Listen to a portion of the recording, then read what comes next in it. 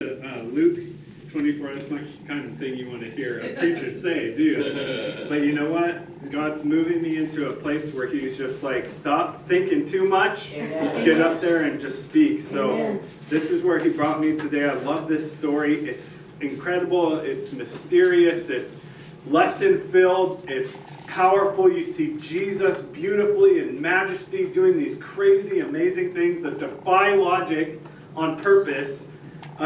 So let's just go ahead and read it. This is Luke chapter 24.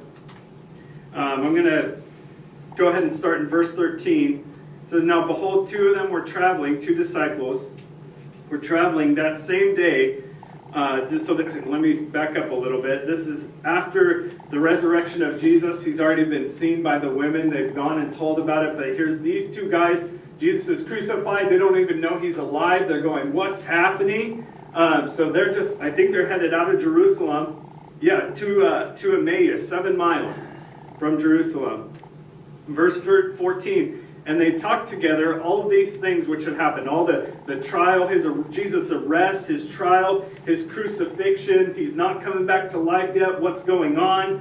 They're perplexed by it, right? In verse 15. "So it was, while they conversed and reasoned, that Jesus himself drew near and went with them.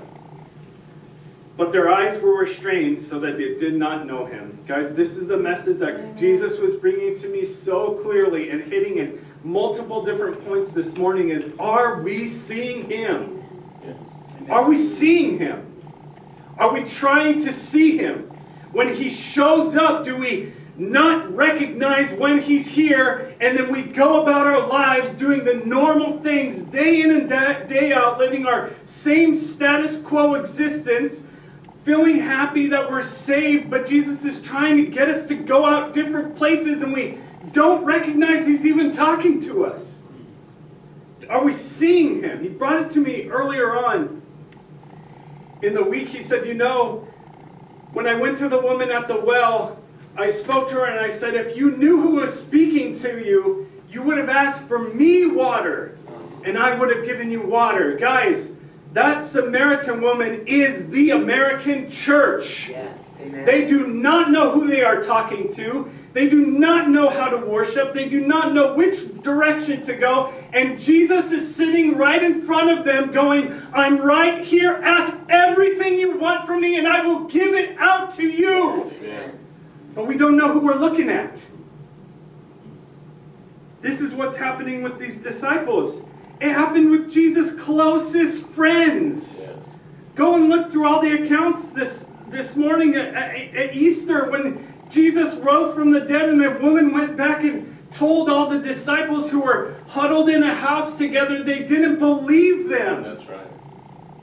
They just literally hours ago saw him crucified, fulfilling the things he told them would happen during the Last Supper, and yet they don't believe these women when they're saying, we saw him. He's not in the tomb anymore. He's alive. So here's these disciples too. I'm just going to skip down to verse 25. Let's back up to verse 24 because this is exactly what I was talking about. "And certain of those who were with us," these are these two men talking to Jesus. He said, "And certain of those who were with us, who were in the group of disciples, went to the tomb and found it just as the women had said, but him they did not see. Then Jesus said to them, O foolish ones, and slow of heart to believe in all that the prophets have spoken." That's right. Yeah. Guys, we can't put ourselves above these guys right here. We cannot. If you do, you're going to miss something. These guys are looking at Jesus. Jesus is rebuking them for their foolishness, and still they aren't seeing who he is. And I get there's a restraint there, right? So that Jesus restrained their eyes. But I believe there's a lesson to us too.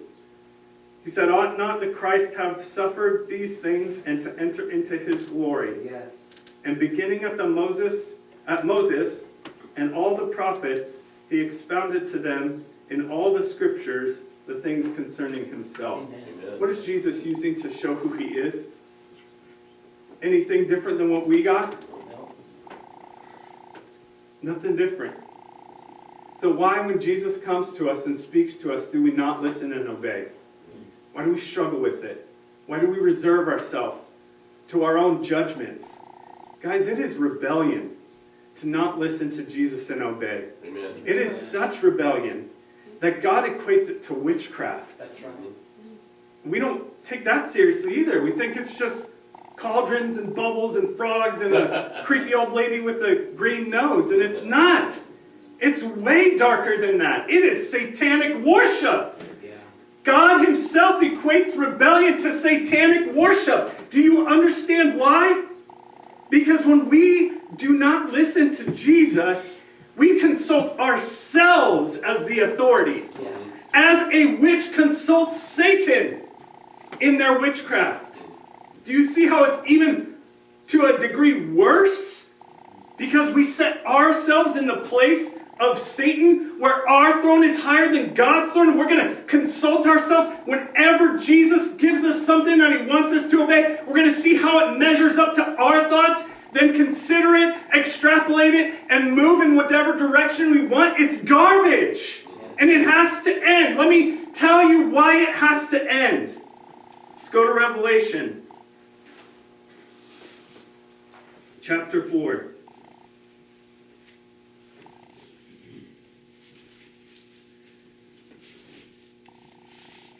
Before I read this, I'm going to tell you guys something that happened to me, and I didn't want to share it. I don't want to share it because it can come across as self-promoting. It can come across as me equating myself to people that are greater than and higher than me. And that's not what I'm doing here.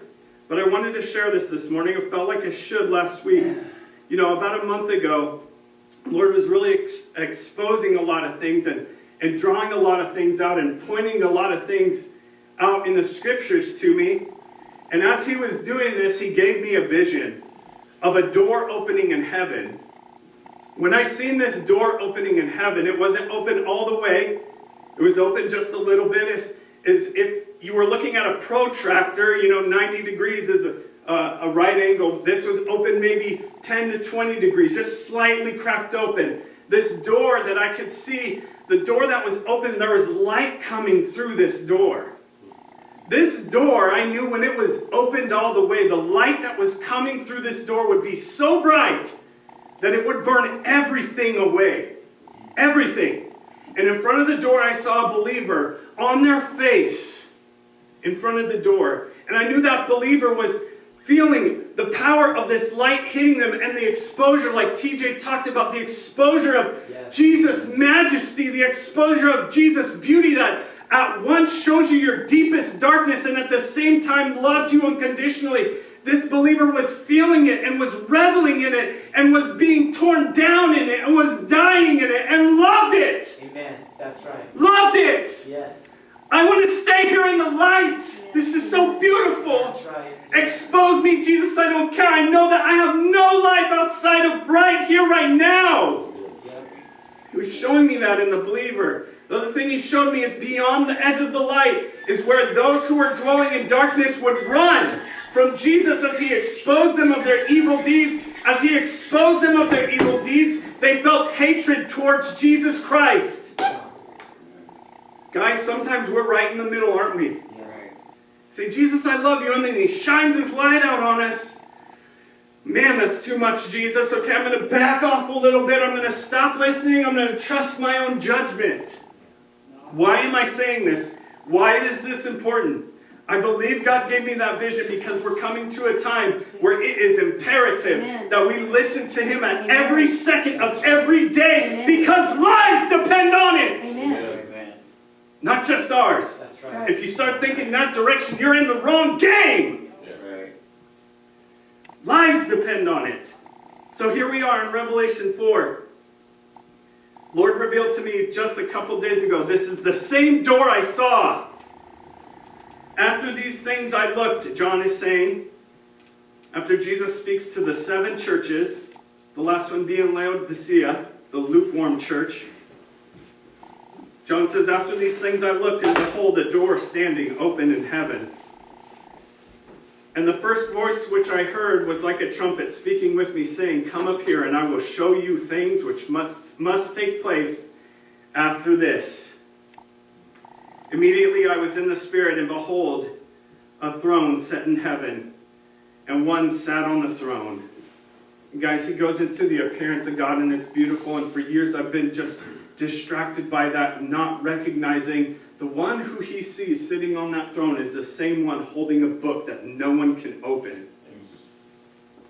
And when he's holding that book and they're searching for someone to open that book, they can't find anyone, and they find Jesus, who is worthy to break the seals and open the book. Guys, when he opens that first seal, it is the counterfeit Jesus. We are so close, we don't even realize it. I'm telling you, I'm just putting that out there right now. I know people have said it for years. Jesus is coming. And part of why I wanted to bring you to the disciples at Emmaus is because we received the same kind of message. Jesus is coming as Jesus is rising again. And they didn't believe it. And sometimes we don't believe it. We think we have more time than we have. And it's right around the corner. I believe it with all my heart. It is right around the corner. And the things we're seeing right now are a proving ground to see if we're going to follow him 100% or not. It's a testing ground. Amen. Where we're at. So why do I bring all this morning on Resurrection Sunday? He's given us all that we need to trust and obey him. Amen. And it's time for us to stop acting like we are and actually do it. If we sing the song, Just a Closer Walk with Thee, and in our heart we're saying, but yeah, just keep a 6-foot space, we're wrong. Guys, we're wrong. And it grieves Jesus. He's crying over us like he cries over Jerusalem. I want to gather you in so intimately like I did with John here. I was in the Spirit. I'm going to show you things that must take place after this. He wants to show us the whole game. Moment by moment.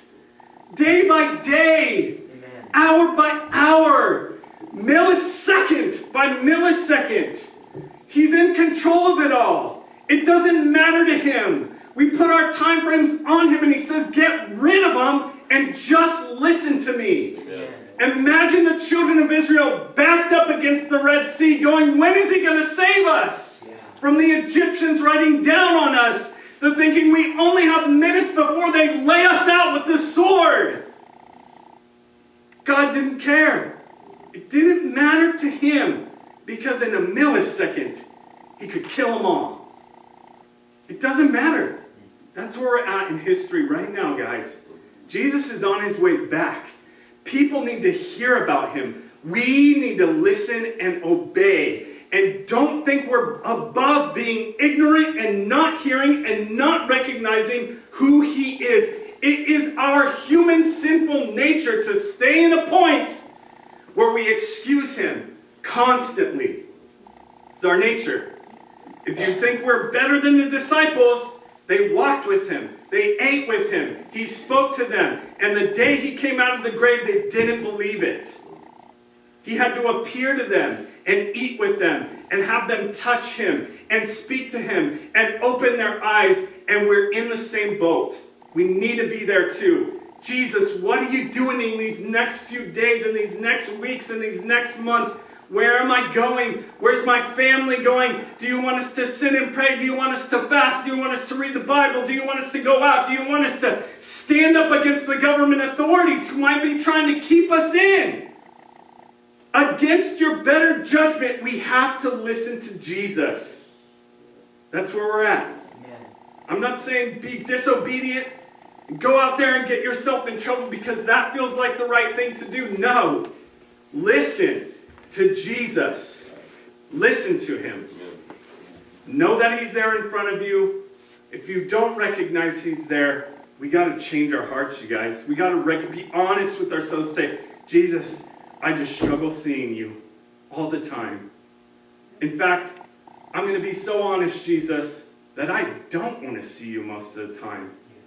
I'd rather have my simple life. I'd rather have the coronavirus go away. That I can just go to work and come home and turn on the TV and zone out every day. Guys, what kind of life is that with Jesus? when he has so much more for us. Just wanted to bring that to you this morning. I hope it encourages you guys. We're on the precipice of some amazing stuff. Yeah. We know it's going to go south, but as it goes further into darkness, we're going further into the light. Amen. That's And when we start going further into the light, chasing Jesus, being exposed ourselves, running with him into the light, we're going to see incredible things. Amen. We're going to see things that you read about in Acts. We're going to see things that Jesus done by his disciples and by his people. But there's no reason why we can't be there now. The only thing that holds us back is our unbelief. So with that, we can have our classes.